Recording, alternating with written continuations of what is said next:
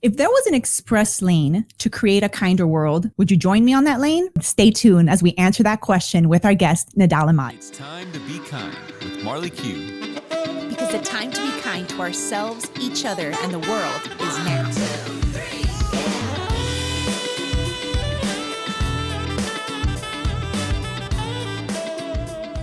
Welcome. Thank you so much for making time to be kind with me, Marley Q, and our Parker today, Nedal Ahmad. He is my friend, a social entrepreneur, a food executive, a founder of a nonprofit called Heal for Us, which we'll learn about in this episode. He's a father of 3, and he's a mental health advocate. I'm so excited that you made time to be kind with us today, Nedal. Thank you. Thank you so much for having me on. I really appreciate it.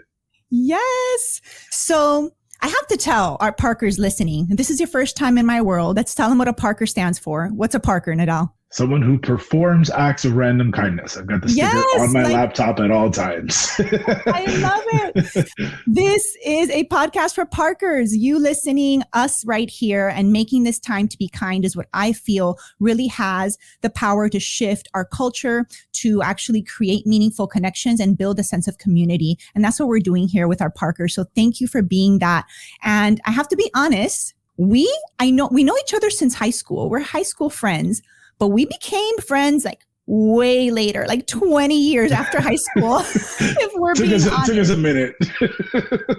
And the spark of that friendship, I would love to just share a few moments of that, because back in August of 2020, I started a Facebook group with our high school, we should say. We went to Hialeah Miami Lakes Senior High School. And I started a Facebook group and started asking people, like, hey, do we want to do this 20-year reunion thing that was coming up in 2022? Mind you, we're in pandemic. I'm pregnant. I'm like, I got some extra time. I'm home. I got some time. Let me start planning this event. Let's see if this is something that we want to do. And you were one of the first people to raise your hand and say, yes, count on my support. Count me in. I'll be on the committee. Let's plan this thing. And I want to ask you, why? That's a great question. I guess the sense of nostalgia, as, being a father myself, I feel that need for a sense of community, the nostalgia, my oldest will be in high school in a couple years, and that kind of road down memory lane was really a great one. And I'm so glad I did. I mean, reconnecting with everyone, we had a blast at the reunion. I mean,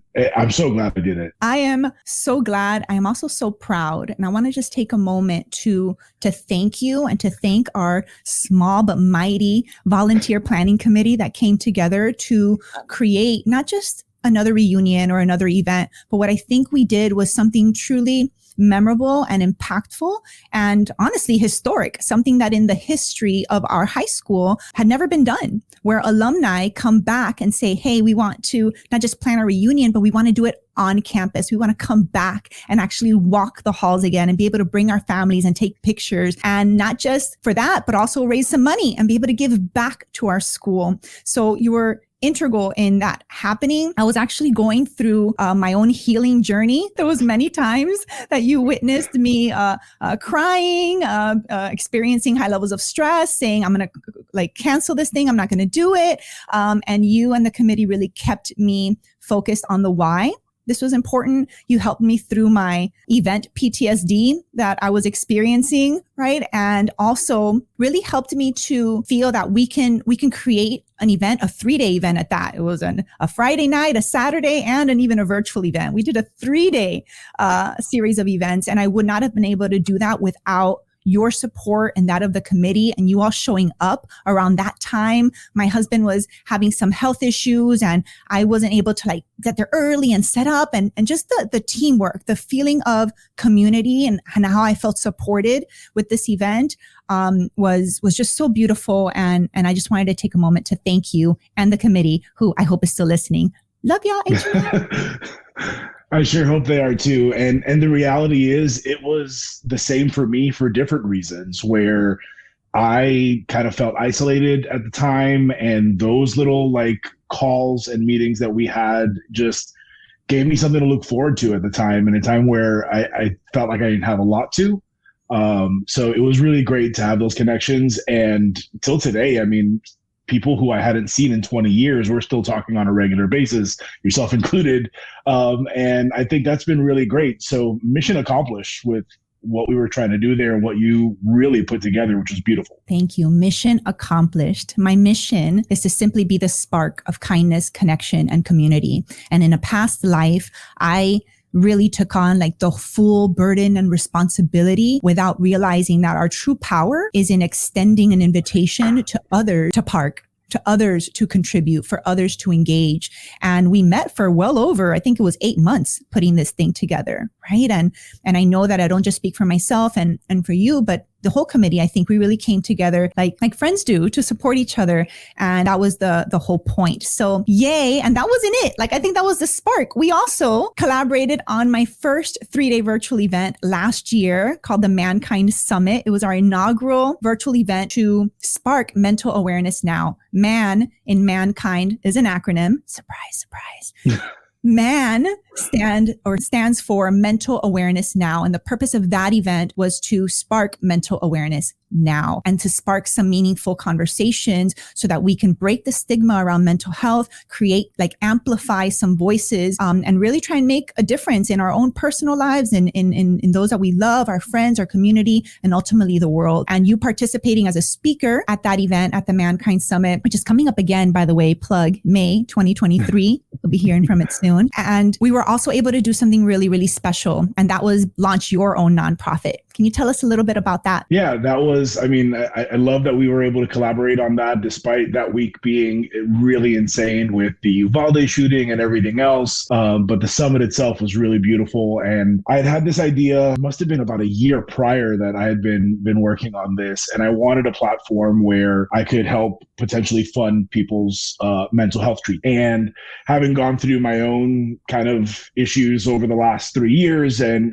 roadblocks and really understanding that I can't pour from an empty cup, I kind of had to take a step back and say, how do I really want to do this at the moment? And so right now, all I do is about once or twice a week, I just help people find providers that are within their insurance network. It's just a way to keep momentum going, even though I can't take the nonprofit to the place where I need it to be just yet. But you're starting it, right? You got it started, right? So even though this was something that you've had in your heart to do for quite some time, what I love is that we were able to insert you into a platform or an event or a container, as I'd like to say, and just share with people, even quote, before you're ready, share with people, here's what is on my heart and mind and plans to create and to build. And it's okay to start small. It's okay that, the first fundraising check that your organization received was only $300, right? Maybe in some other metrics, that's like, oh, what are you going to do with launching a nonprofit with $300? But let's speak to the value of these small acts of kindness, these small opportunities that allow us to create some momentum and move forward, right? Absolutely.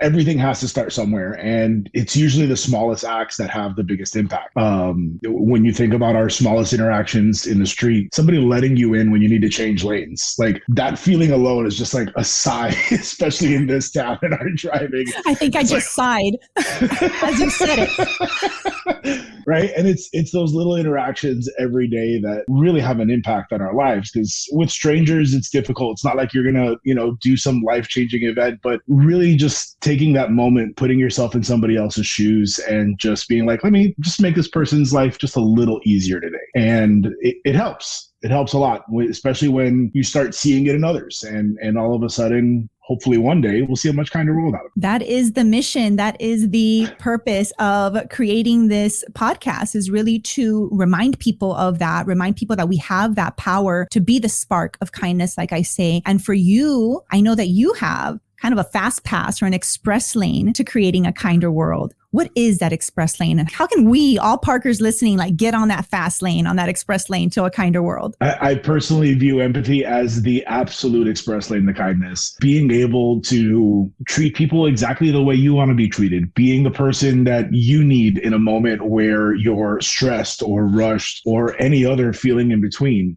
Just taking that time, it can be the smallest thing, but have the biggest impact on somebody's day. And whether it's an example. I don't know. I feel like example, because I know it's a daily practice for you and a daily, for me, people are like, oh, can you tell us an act of kindness, right? That really inspired you. I'm like, it's on a daily, constant basis, right? If we're present to it. So for you, what's maybe the most recent act of empathy that you received or that you observed or that you got to experience? I'll give you one that I've actually given recently because it's actually a fun story. It was about last June. I was flying back from Philadelphia. I like to take myself out on trips every once in a while. And I went by myself, jazz club, whole 9 yards, had a blast. When I get back, when I'm coming back, I get on a plane. As soon as I walk into the plane, I hear a child screaming at the top of their lungs. Now, of course, that always creates a kind of bottle of pressure in an airplane. And as I'm walking towards my seat, that sound is getting louder. And there's a mother with a 2-year-old, and I'm sitting right next to her. And so she's obviously mortified because, of course, it's a man who sits next to her. But little does she know that the man sitting next to her has a lot of experience with screaming little girls. And next thing I know, me and this young lady become best friends. And this mom's just mood towards the flight was changed the entire time. We ended up becoming friends and staying in contact. It was such a great little interaction, but I know over time that the impact that just talking to the kid rather than just the grunting and all the normal things that people love to do on an airplane when a child is surprisingly being a child. And it's those examples that I like to give where it's it wasn't really that much effort, but had a really large impact on most of the plane. There was a couple hundred people impacted on this one because that screaming stopped pretty abruptly. Amazing. Yes, it is. It could be that simple. That's simple. And that had a huge ripple effect, not just for the mom who you showed some empathy to and was probably relieved, oh, thank you, right? I'm not sitting down next to a jerk, right? But also that empathy, that currency of kindness, I call it, empathy is kindness in action, right? And that affected everybody. Like you said, everybody on the plane received the effect of that empathy that you expressed, received that currency of kindness. Can you tell me how kindness and empathy are different? I think the biggest difference, kindness is usually the act. Empathy is more of the intention. How do you want to make that person feel? And kind of looking at it inwards rather than just the action. Yes, that's such a great, we're going to emphasize that in our show notes because empathy is it's a deeper frequency almost, I feel, because it does start with the intention, right? In order for kindness to randomly bubble up in your heart, for you to be inspired or influenced to take the action, I think the deeper emotion there, the deeper energy in motion is empathy if we're connected to it, right? If we're connected to the humanity of the person in front of you or next to you or behind you, right? If we're connected to that, that is empathy, in my opinion. When you're feeling with people and when you feel with people, when you feel connected to other people, then kindness naturally comes up for you to take the action to help. Right. Do you agree with that? Absolutely. I absolutely agree with that. And the more people we connect with, that's one of the biggest things that we've lost over the pandemic is that community gathering and really being able to feed off of people's energy. It's very different than when you're in person rather than any other form of contact. It's true. It's true. I've had to learn how to kind of bring that energy and that sense of connection to the virtual space where pre-COVID, I only did live in-person community building events. So imagine, right? The shift over to virtual, we're going to lose that connection. And what I learned to my surprise was no, we could actually use the virtual realm and all these platforms to amplify our ability to connect with more people if we use it in that way, right? If we're not trying to use technology to kind of hide behind it and create this distance with people, but we actually use it for what it's intended to do. Well, if the intention is to connect, right, meaningfully with others. Yeah. And, it is a convenient end tool that can connect people. And so long as like you said, it's a tool and not something that we're just constantly hiding behind where you just not showing your truer self. Right. Well, I'd like to ask you, how does empathy show up in your daily life? What does it look like? How can we practice being more empathetic? It really is just an intentional thing. And I cited some of the simpler examples earlier, letting someone in when they've got their blinker on, somebody who you can tell is in a rush at the supermarket, hey, jump in front, man. What is that real, those little things that don't actually have a major inconvenience on our day, but can transform somebody's, next few hours or rest of their day. Just thinking about it from that, what do I need and how can I provide it? It's thinking almost that's simple. Just how do you want people to treat you? It's the old golden rule, right? We've heard it since we were in kindergarten. Do unto others as you want others to do unto you. It really is that simple. And I think that we've kind of lost that a lot over the years, where it's become really a me culture way too much. So what I'm hearing is that we need to just practice being more empathetic. We need to reconnect with our mankindness, our humanity. What makes us one mankind is our ability to be empathetic with each other, is our ability to be kind and of service to each other, is our ability to solve problems and innovate and create solutions, right? And we can only do that when we're, I believe, connected to who we are as one mankind. And I love that you spend a lot of your personal time just in your own way being an advocate for mental health and being a friend to so many people online and using technology in this way to support others in their mental health journey. And from a place that you're in it, you're still in the journey, right? Not from this place of like, I'm on the mountaintop having achieved enlightenment and I don't suffer from any, mental health concerns, right? But somebody that while they're going through their own healing journey is willing and vulnerable and courageous enough to share a bit of it, invites other people in to ask questions, to see you as a friend, to trust you with a referral or recommendation to a therapist or a counselor, right? What I found most effective, and particularly for me, as I like you pointed out, still going through it myself, still finding my own journey, sharing that and making myself vulnerable and open to people has helped them open up to me and be like, well, this is what I'm going through. And that's where usually the conversations end up leading to, well, let me help you find someone in your network. And so it's almost been my superpower that I'm not doing it from an enlightened state, quote unquote, or from some mountaintop, like I know better. And it's like, no, man, I'm going through it too. Let's do this together. And little by little over time, it's just created a little ecosystem of people supporting others. I see it also. I'm part of a kickball league. I see it there all the time with, we are the worst team in the league and yet the most supportive and happiest. And like people fight to want to join our team because of how nice we are to each other and how much fun we have. And it's really just that, just being open to being vulnerable that way. And that's how we shift our culture. The express lane to a kinder world. People, let's be more kind, more empathetic, more connected with each other. It can be that simple. And that's why it's so profound. And we have podcasts like this and events like that in order to remind each other. We're not even here to teach anything. We're here to simply remind each other of who we are and hopefully inspire and influence each other to think more about yourself and others and this world and how we're all connected here. And if we come from a place of empathy, the intention every day is to be empathetic towards one another, be connected with each other. I really do believe and agree with you that that is the express lane to creating a kinder world. Nedal, could you please share with our Parkers listening, how can we connect with Heal For Us and learn more? So you can follow Heal For Us on Instagram. The tag is at healforus.org. Reach out to me directly on my Instagram. It's Nedal Ahmad. And any way we can connect, I'm always happy to. And any way I can help, I am always around. You're such a good friend. Thank you for being my friend. And to all of our Parkers listening, connect with this man. He's the coolest. So Nedal, before we wrap up our time together here today, what is your favorite quote that inspires kindness and empathy for you on a daily basis? That's a very easy one. It's actually a Maya Angelou quote and I hope I don't butcher this off the top of my head here, but she says, people may forget what you did or what you said, but they'll never forget the way you made them feel.